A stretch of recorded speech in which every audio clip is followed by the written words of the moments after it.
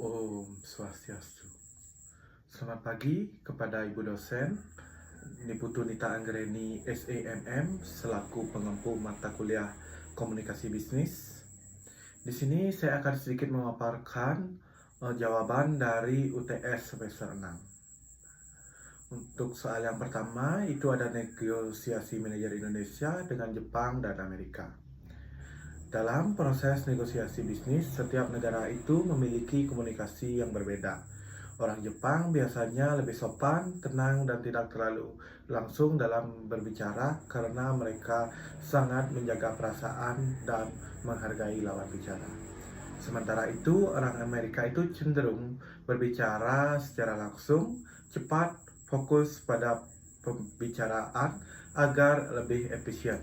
Manajer dari Indonesia itu berada di tengah-tengah karena terkadang menggunakan komunikasi yang sopan, tidak terlalu langsung tetapi juga menyampaikan pesan dengan jelas.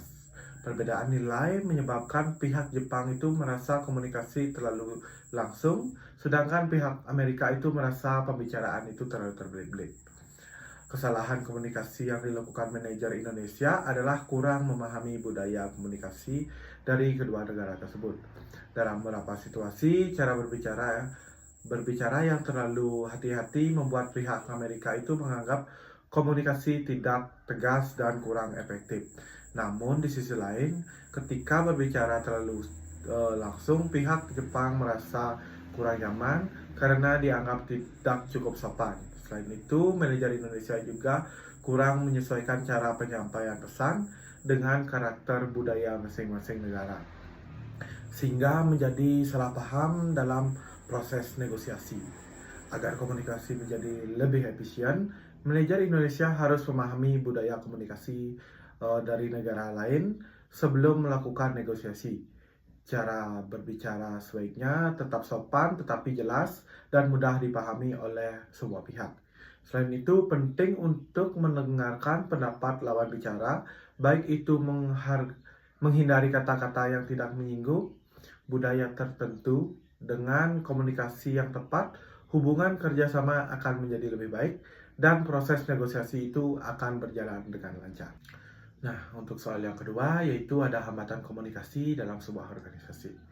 Dalam sebuah organisasi sering terjadi masalah komunikasi seperti informasi yang tidak sampai kepada karyawan, pesan yang disalahartikan, dan konflik antar tim.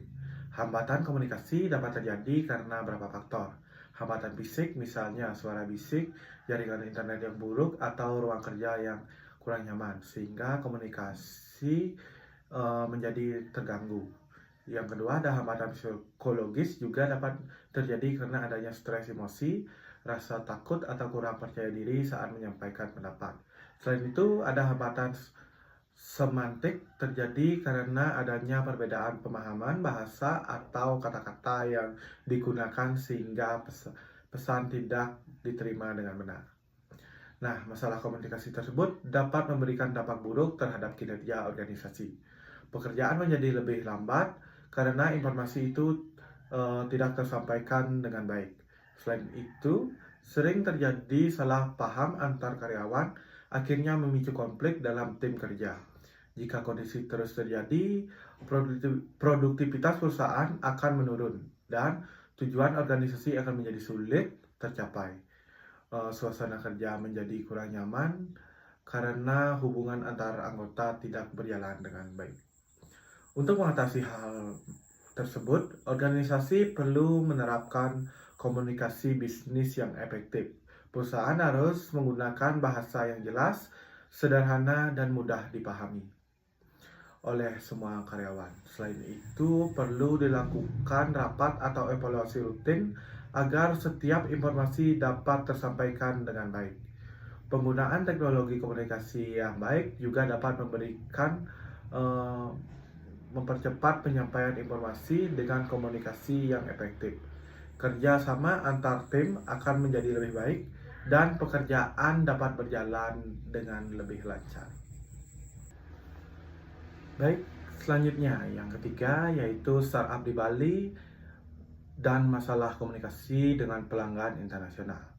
Sebuah startup di Bali menggunakan media sosial dan email untuk berkomunikasi dengan pelanggan internasional.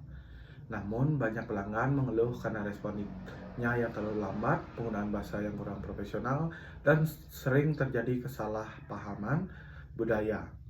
Masalah tersebut menunjukkan bahwa komunikasi bisnis dalam perusahaan belum berjalan dengan baik. Dalam komunikasi bisnis, perusahaan seharusnya mampu memberikan respon yang cepat, jelas, sopan, dan mudah dipahami oleh para pelanggan. Teknologi informasi sebenarnya dapat membantu memperbaiki komunikasi jika digunakan dengan benar.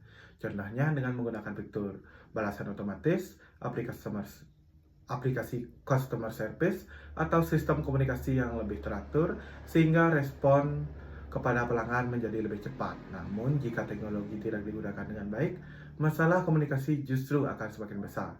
Misalnya karena keterlambatan membalas pesan atau penggunaan media sosial yang kurang profesional. Perbedaan budaya juga dapat menjadi penyebab terjadinya kesalahpahaman dalam komunikasi bisnis internasional.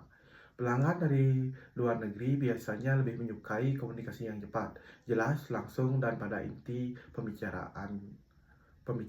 Sementara itu, perusahaan mungkin menggunakan gaya komunikasi yang terlalu santai dan kurang tegas sehingga pelanggan merasa tidak dihargai. Oleh karena itu, perusahaan perlu memahami budaya pelanggan agar komunikasi itu berjalan dengan baik dan hubungan bisnis itu dapat terjaga dengan baik.